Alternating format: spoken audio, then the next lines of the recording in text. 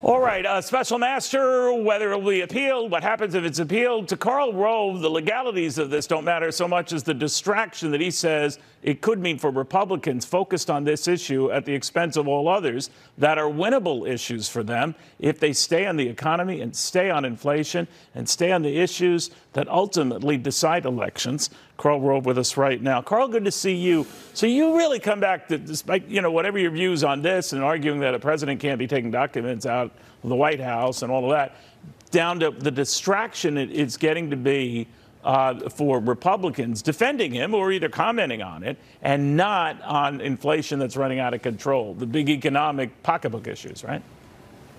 Yeah, exactly. Since the search on August 8th, what have we been talking about? We're now, just shy of a month of talking about this issue. And if you're a Democrat, you love it because Republicans are forced to talk about Trump taking classified documents to Mar-a-Lago instead of inflation, economy, the crisis at the border, or crime.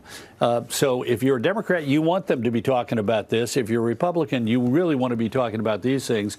And so ironically enough, the decision for a special master, as you heard from both David Spunt in his excellent reporting and then that very smart guy named Andrew McCarthy, as you've heard, this is going to slow the whole process up.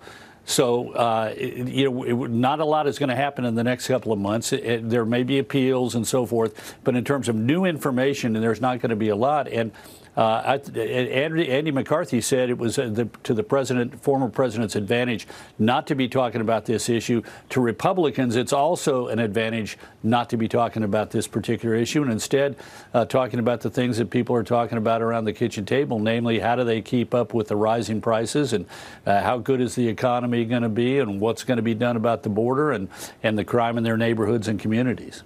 Karl, I don't have to remind you what the former president has written about you for saying what you have on this issue, particularly the fact about you can't take government documents and bring them home.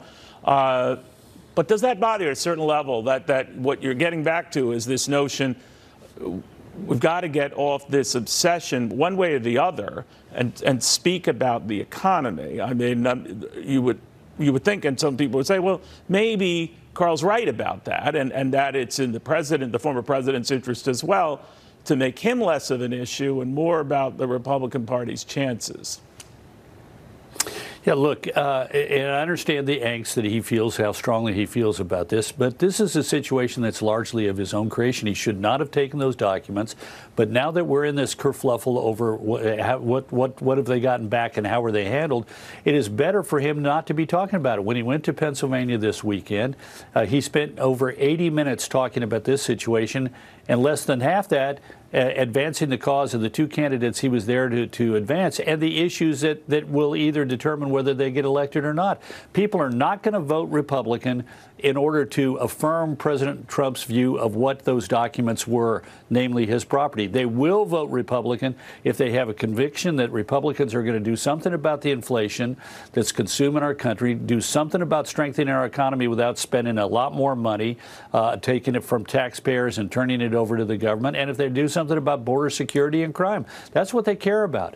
And if we're going to motivate them to vote Republican in the fall, then Republican candidates need to have the airspace to talk about them, and the former president plays a big role in giving them that airspace.